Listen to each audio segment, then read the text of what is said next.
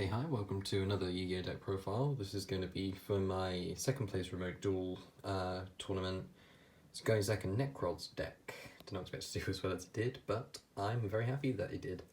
So yeah, it's like more of a purish build rather than having any of the Drytron stuff with the incantations or whatever. So we'll just get straight into it, as always.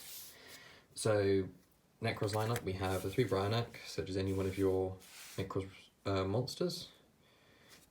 Just very handy. Generally, it's very happy to have at 3. 3 Unicore.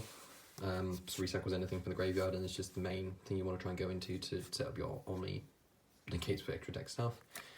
2 Colossus, such as any of your ritual spells, and I did actually use this in one game against a Plunder Patrol player, and they really struggled to get across this because of its effect to negate extra deck monster effects and just reduce attacks to 0, so that was handy with that. On Trishula, I was able to resolve this a couple of times. That really helped switch the game around. And then the 1 Valk certainly helped to prevent it from being OTK'd and everything. Yeah, so you got that, and then obviously we'll try and use the draw effect, but then I get locked out because of other cards, which we'll get to in a second. 2 Shurit. This could possibly be blocked down to 1, just because it seems a little bit kind of bricky like that.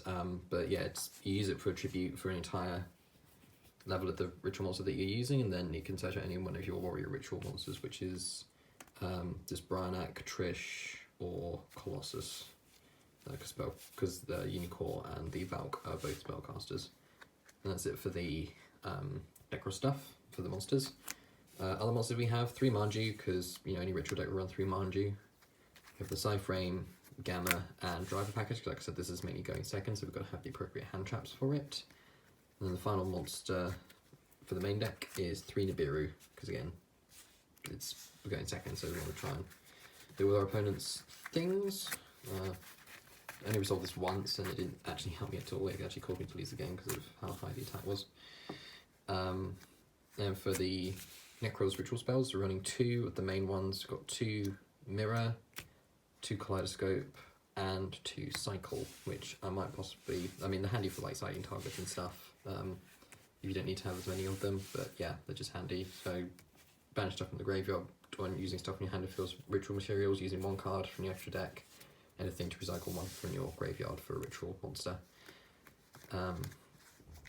Then other spells we have is the 3 Preparation of Rites, uses to get to either your Unicore or your Brionac, depending on the situation that you're in, or even your Colossus if you wanted to. 3 Extravagance, because it's just a +1 in card advantage for ritual decks. And then again, because we're going second, we're running 3 Dark Ruler No More. Just negates the monster effects, it helps out in a couple of situations, and depending on the situation, you could easily side this out if needs be. And then the final card that we're running in the main deck is the 3 Evenly Matched, which did help me win a couple of games because of being able to get rid of all my opponent's stuff. But yeah, that's the main deck. Not really need much explanation for these, they're pretty basic of what you're trying to do. Then sideboard. So for your 3 Sphere mode, I never bothered using this. You could easily substitute a Kaiju in if you wanted to. But these ones, they're okay, but like I said, I never had to use them in the games that I went up against. 3 Denko Sekka, again back row hate, just shuts out Elder Lich and stuff, but again didn't have to use this. The 1 Feather Duster and 2 Cosmic Cyclone, because I did put this in against, I think it might have been against Plunder Patrol. Actually no, I didn't bother with this because I didn't need it. But again, just more back row hate and stuff. 3 Forbidden Chalice, because monster effects always suck. I didn't draw into this at all. And then finally the 3 Imperm, because again, you need more monster effect negations if needs be, and I was able to use this once against... It was actually against Plunder Patrol that time, and it did help me a little bit. And then extra deck, you don't really care about too much, but we've got that. So 500 Dragon, you use any level 12 extra deck thing for your play to go into Valk and Unicore on the board. And then 3 Elder Entity Tith, never used this, very tempted on a couple of occasions, but I had to be careful with what I was doing. So instead, the common thing that I'd always use is the Herald of the Arclight, just the common thing. Kaleidoscope, use this for Unicore, get your search, love that. Omega, just in case you need to send it from her Dogmatica player, but again, just never used it. Then XYZs, we have Cowboy if you need to make a game, Tornado Dragon, which I did use, to pop some back row stuff. Exciton Knight, which helps wipe a board in order to get game. A Baguska for stalling out if you're going first, and Abyss Dweller for graveyard effects. And then Unicore and Cerberus, just in case we steal certain problematic monsters.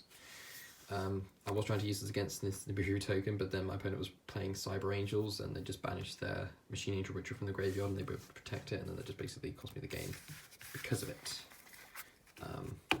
But yeah, that is everything there. Not much else to sort of say with it, but I'm very happy that it came in the spot that it did, and I was quite surprised it came out in the spot that it did.